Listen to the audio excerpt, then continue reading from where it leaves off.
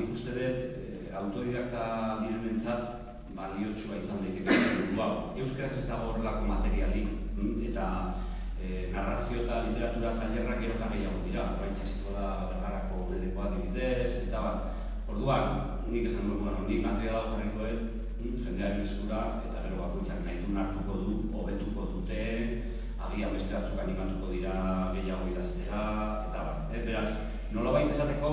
metodoa eta liburua testatuta dago, nik ikusi dut funtzionatzen duela, eta benetan, ez behar bada jende guztia ez da jaio idazle izateko, baina nik esango nuke hemen proposatzen diran gauzak eginez lortuko dutela gauza batzuk idaztera. Agian gero ez dira izango argitaratuko diren liburuak, baina nik literaturarekin jolasteko eta idazteko nik uste balio duela eta lortu